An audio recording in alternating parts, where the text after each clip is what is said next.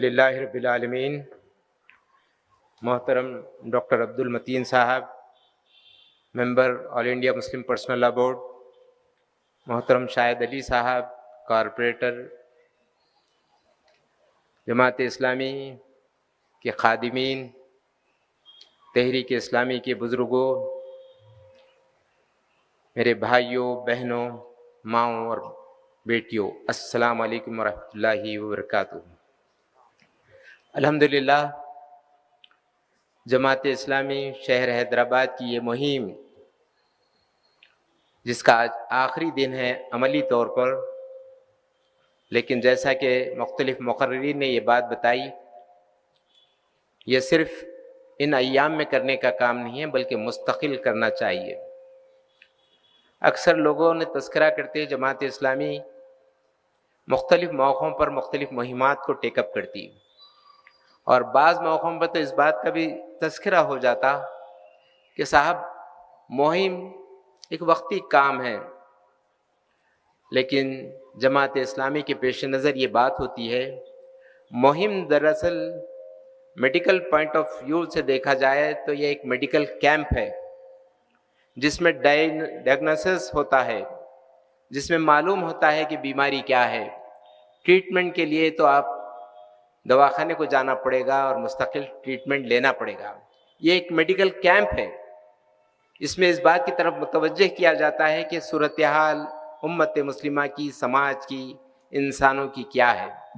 ظاہر ہے اس کے بعد ہمیں مستقل کام کرنا ہے، اور انشاءاللہ امید ہے شہر حیدرآباد کے رفقائے جماعت سے کہ یہ مستقل کام کریں گے۔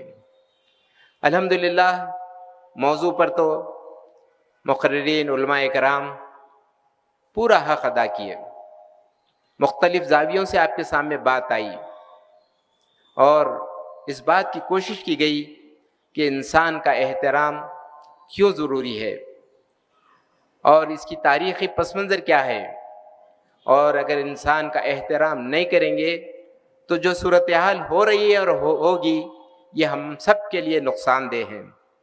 تذکرہ کیا گیا اللہ تبارک و تعالیٰ نے اس مخلوق جو فرشتے، جن کے دامن ہر اعتبار سے پاک، انہیں حکم دیا حضرت آدم کے سامنے سجدے کا۔ گویا انسان کا کتنا بلند مقام ہے، وہ مخلوق جو کسی گناہ میں ملوث نہیں ہے، جو کوئی خامی نہیں کرتی، جس کا کردار کوئی خراب نہیں، جس کے معاملات کوئی خراب نہیں، وہ خدا کی عبادت میں رات اور دن مصروف، انہیں حکم دیا گیا کہ انسان، اول انسان آدم علیہ السلام کے سامنے اپنے سر کو جھکائیں۔ اللہ کے نبی حضرت محمد مصطفیٰ صلی اللہ علیہ وسلم نے بھی انسانیت کے بارے میں فکر مند ہوا کرتے تھے۔ پیارے نبی کی سیرت کو آپ سب پڑھے ہوں گے۔ نبوت سے قبل رسول اللہ صلی اللہ علیہ وسلم کن لوگوں کے لیے فکر مند تھے؟ وہ انسان جو آپ کے اطراف بستے تھے، وہ ایک خدا کو چھوڑ کر 365 خدا کی بندگی کرتے تھے۔ وہ خانہ کعبہ جس کو حضرت ابراہیم اور حضرت اسماعیل نے تعمیر کیا، اس کو بتکدہ بنا دیے تھے۔ رسول اللہ صلی اللہ علیہ وسلم فکر مند ہوئے، اور اللہ تعالیٰ نے ایک مرحلے پر آپ کو نبی بنایا۔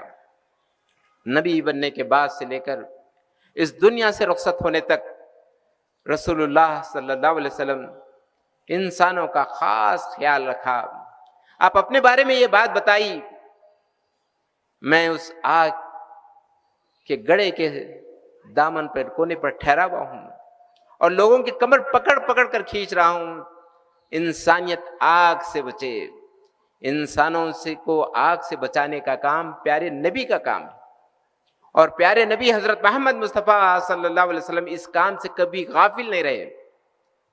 لیکن آج امت مسلمہ اس کام کی طرف متوجہ نہیں ہے۔ مجموعی طور پر، انفرادی طور پر، کچھ اجتماعی طور پر کوششیں ہو رہی ہیں، لیکن اگر پوری امت اس کام کی طرف متوجہ ہو جائے تو بہت سے مسائل کا حل ممکن ہے۔ سامعین محترم، جماعت اسلامی پچھلے 80 سال سے اس ملک میں 3 بنیادی کام کی طرف سرگرم عمل ہے۔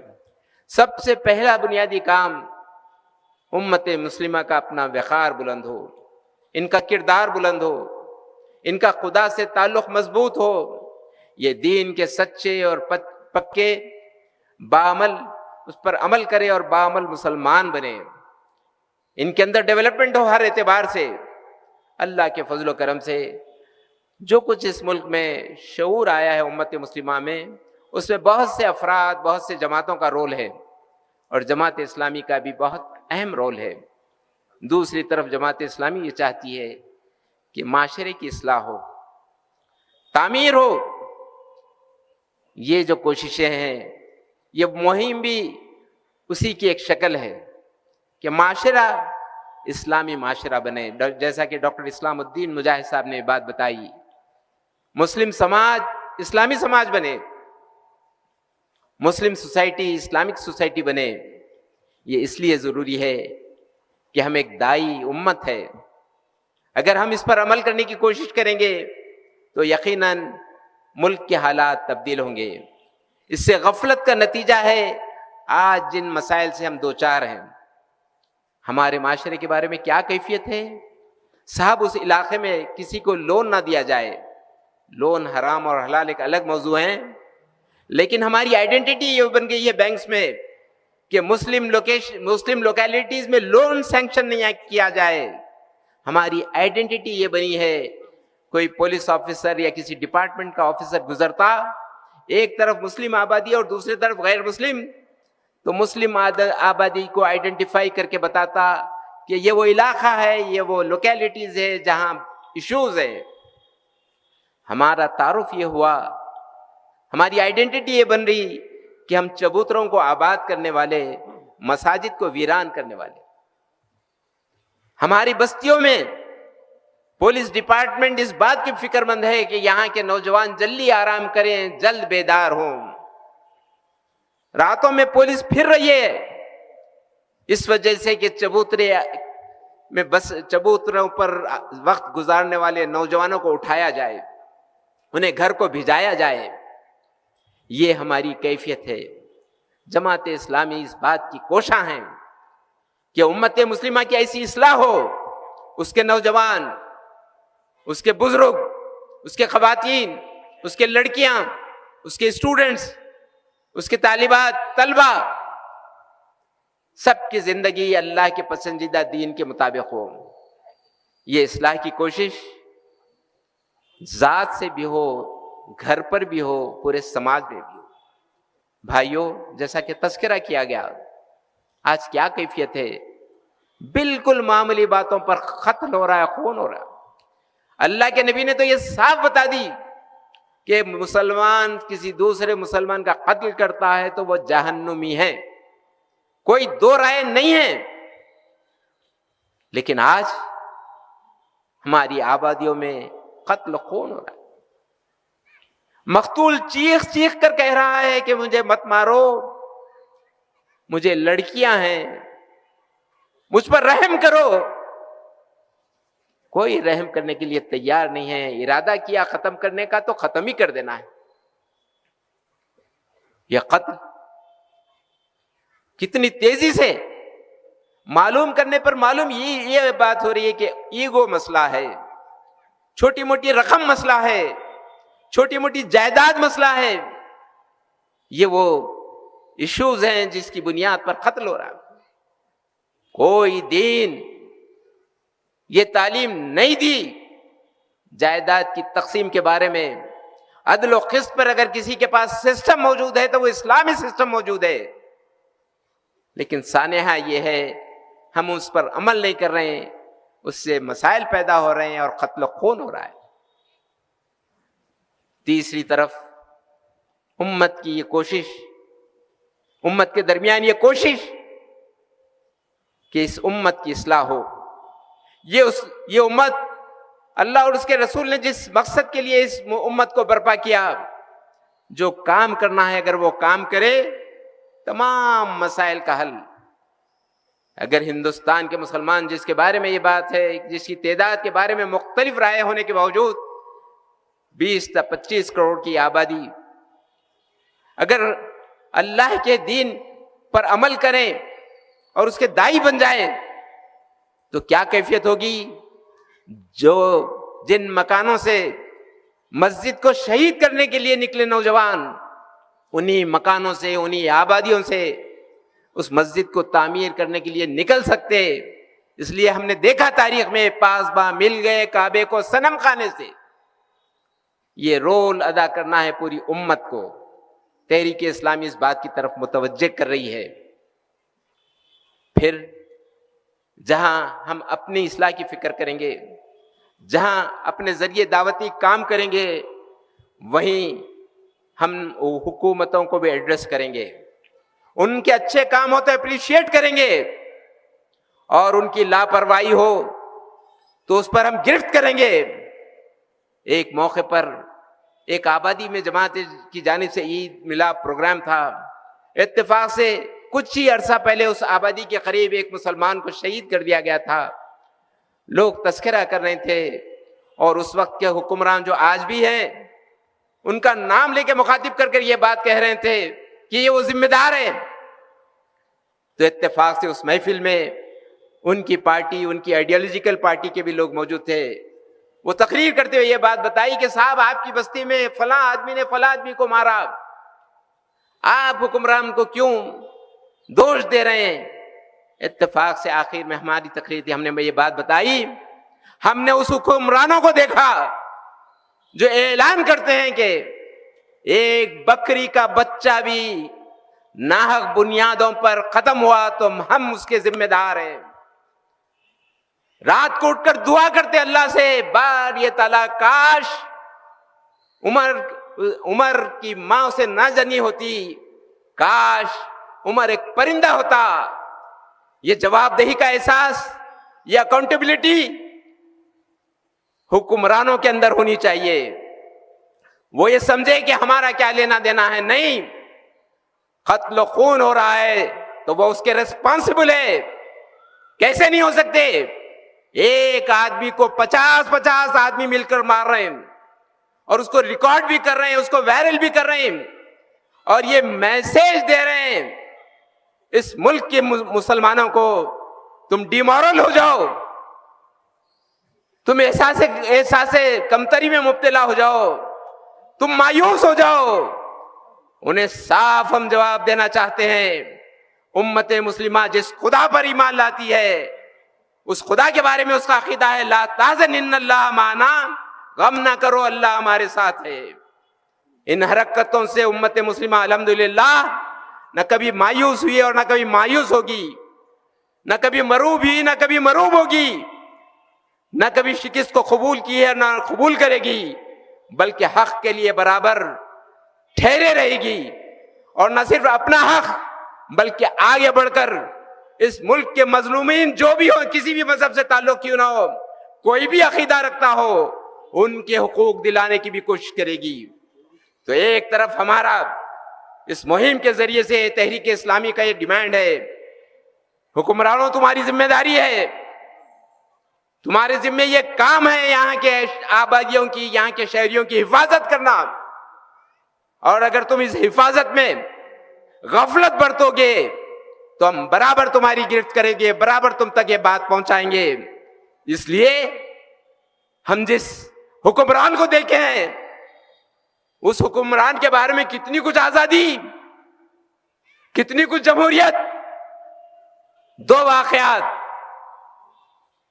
اعلان کیا گیا امیر کی جانب سے، سنو اور میری اطاعت کرو، جواب دیا گیا ہم سنیں گے نہ اطاعت کریں گے۔ پوچھا گیا کیوں؟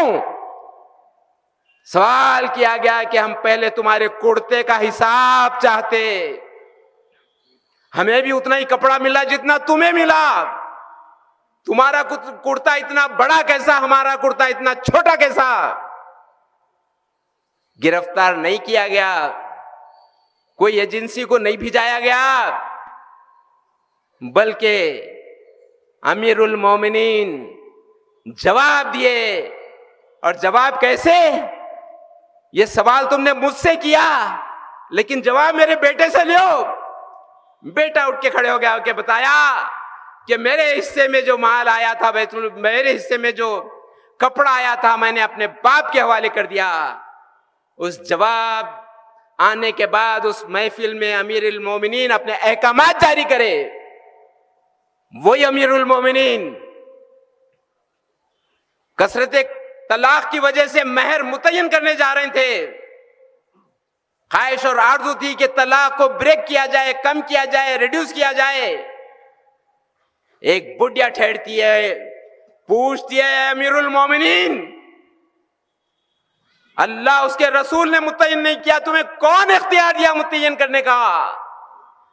امیر المومنین وان نہیں کیے, اس بڈیا کو پریشان نہیں کیے, بلکہ کیا جواب دیے؟ آج اگر یہ بڈیا نہیں ہوتی تو عمر تباہ و برباد ہو جاتا. جماعت اسلامی چاہتی یہ ہے کہ ایسا سسٹم, ایسا معاشرہ ڈیولپ ہو جہاں یہ کلچر ڈیولپ ہو, اس بنیادوں پہ لوگ زندگی گزاریں, اس بنیادوں پر بات آگے بڑھے. بھائیوں, کیا کچھ کیفیت ہے اب؟ اس کیفیت کو تبدیل کرانے میں رول ادا کرنا ہم سب کی ذمہ داری ہے. غفلت میں رہیں گے تو اور مسائل آئیں گے. الرٹ, باشعور زندگی گزاریں گے تو ان مسائل کو ریڈیوس کر سکیں گے. سامعین محترم, دوسری طرف پولیس آفیسرز نہیں آئے, شاید یہ آنے والے تھے. میں جس مقام پہ گیا تھا وہاں بھی وہ وقت پہ نہیں پہنچ سکے. ہم پولیس ڈپارٹمنٹ کے ذمہ داروں سے صاف اور واضح انداز سے یہ بات کہتے, سال کے ختم پر آپ فیگرز دے رہے ہیں کہ اتنے مرڈرز ہوئے, اتنے اٹمپٹ ٹو مرڈرز ہوئے, اتنی ڈکیتی ہوئی, اتنی چوری ہوئی, اتنے ریپ ہوئے. صاحب, آپ کا کام اسٹیٹس ڈپارٹمنٹ کا نہیں ہے جو فیگر دینے کے لیے. آپ کا کام ان کرائمز کو رکانے کا ہے. آپ کی ریسپانسبلٹی ہے. آپ نے حلف لیا ہے شہریوں کی حفاظت کا. آپ کی ریسپانسبلٹی ہے, ہم آپ کی ریسپانسبلٹی آپ کو یاد دلا رہے ہیں اس موقع پر. اور کیا کچھ لیکنگ ہے, تفصیل میں جانے کا وقت نہیں ہے. ایک ہی بات کہ صاحب کسی نے مرڈر کیا, ہندوستان کا قانون ہے کہ اس کی چارج شیٹ سبمٹ کی جائے. اگر چارج شیٹ 90 دن کے اندر سبمٹ ہو جاتی ہے عدالت میں تو ٹرائل شروع ہو جاتا, اور فیصلہ ہوئے تک اگر وہ قاتل ہے تو نکلنا مشکل ہے. لیکن ہمارے ڈپارٹمنٹ ارلی انسیڈنٹ کے فوری بعد تو بہت جلدی ریئیکٹ ہوتے, جو 2-4 دن میں آئیڈینٹیفائی کر لیتے, گرفتار کر لیتے کس نے یہ مرڈر کیا. لیکن چارج شیٹ کا پراپر ٹائم پر نہیں سبمٹ کرنا کرمنل کو سپورٹ کرتا ہے, وہ ود ان 90 days پھر باہر آ جاتا. اتنا بڑا کرائم کرنے والا جو انسان کو ختم کرے, وہ 90 دن کے بعد اندر باہر آ جائے تو کرائم ریٹ کم ہوگا, زیادہ ہوگا؟ ایک معصوم بچہ جو 10th اسٹینڈرڈ کا پڑھنے والا بھی یہ بات بتائے گا, اس حرکت سے تو کرائم اضافہ ہوگا, اس حرکت سے تو یہ میسج جائے گا کہ کرائم نہیں ہے.